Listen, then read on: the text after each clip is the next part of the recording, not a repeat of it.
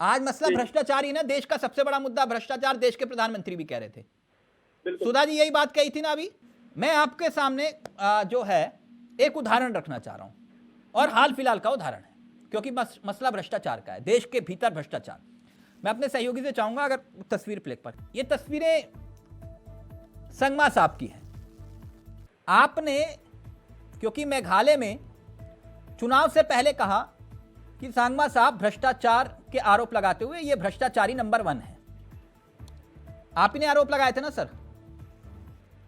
आज आपके साथ इनकी सरकार है जिन्हें आपने भ्रष्टाचारी नंबर 1 कहा था। मैं गलत तो नहीं हूं ना जैन साहब, कहा था ना आपने ये भ्रष्टाचारी नंबर 1 है जी।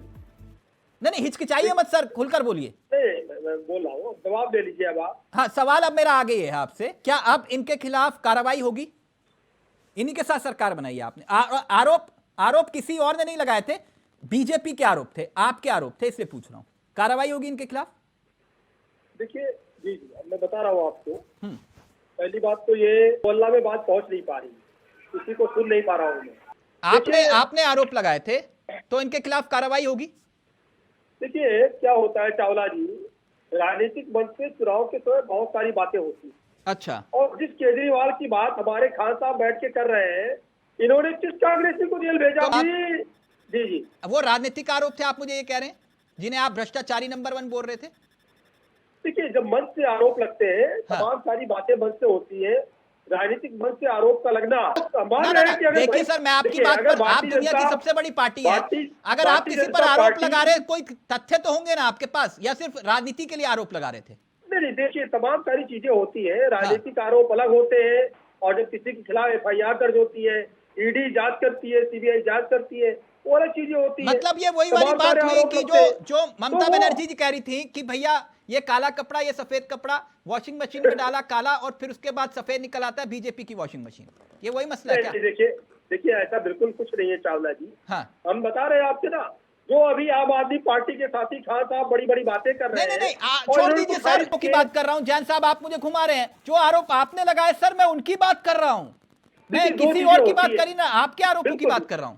देखिए चावला जी, दो चीजें होती है। राजनीतिक मंच से राजनीति के लिए किन्हीं बातों का किया जाना, और जो भ्रष्टाचार की बात है, भ्रष्टाचारी अगर कोई है, वो चाहे भारतीय जनता पार्टी का हो, चाहे भारतीय जनता पार्टी के बाहर का हो, चाहे आने के बाद वो भ्रष्टाचार कर रहा हो या आने के पहले भ्रष्टाचार कर रहा हो, अगर कोई भ्रष्टाचारी है और उसके ऊपर अगर कोई जांच चल रही है, वो जांच पूरी होगी तो क्या उसके खिलाफ, तो क्या जिनके साथ आपने सरकार बनाई सांगमा के खिलाफ आप कोर्ट जाएंगे, आप ये कह रहे हैं?